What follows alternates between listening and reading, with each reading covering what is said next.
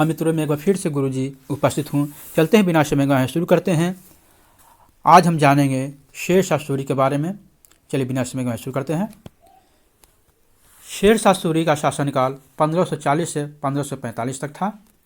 यह सूरी वंश का था। एक नंबर शुरू करते हैं। शेरशाह सूरी का बचपन का क्या नाम था? तो फरीद खान नाम था। इनके पिता हसन अली थे, जो बिहार के जागीरदार थे और बहलोल लोदी के दरबार में कार्य करते थे। आगे, किसने फरीद खान को शेरशाह सूरी की उपाधि दी थी? तो बहार अली नूरानी ने दी थी। द्वितीय अफगान वंश का संस्थापक कौन था? तो शेरशाह सूरी था। आगे, सूरी वंश की जानकारी किससे मिलता है? तो तोहफा ए अकबर शाही से मिलता है।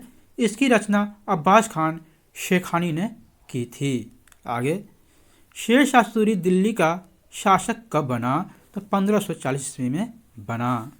हजरत ए आला की उपाधि किसने धारण किया था? तो शेरशाह सूरी ने किया था। आगे, शेरशाह सूरी का गख्खर जाति के लोगों से युद्ध 1541 ईस्वी में हुआ था।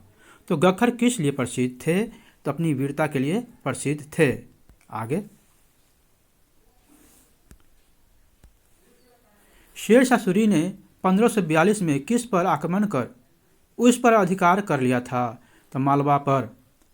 आगे, शेरशाह सूरी ने 1543 ईस्वी में रायसेन पर आक्रमण कर किसे धोखे से मार डाला?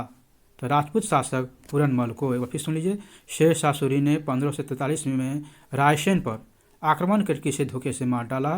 तो राजपूत शासक पूरनमल को मार डाला था। आगे, शेरशाह सूरी ने किस अभियान के बाद ये कहा कि मैं एक मुट्ठी बाजरे के लिए पूरे भारत को खो चुका था? तो मेवाड़ अभियान के बाद। कभी कभी क्वेश्चन ये भी आता है, मैं एक मुट्ठी बाजरे के लिए पूरे भारत को लगभग खो चुका था, किसने कहा था? तो शेरशाह सूरी ने कहा था। मेवाड़ के शासक मालदेव पर विजय कठिन से प्राप्त होने के कारण ऐसा कहा था। आगे, 1535 में शेरशाह सूरी ने कलिंजर अभियान किया था। यह अभियान किसके लिए किया गया था? यह अभियान किसके लिए किया गया था? तो एक दासी के लिए किया गया था, जिसे किरत सिंह ने देने से मना कर दिया था। आगे, किस शासक का मृत्यु उसी सेना के तोप से निकला गोला किले से टकराकर वापस उसके समीप आने के कारण हो गया था? तो शेरशाह सूरी के कारण। आगे, कलिंजर का वर्तमान नाम क्या है?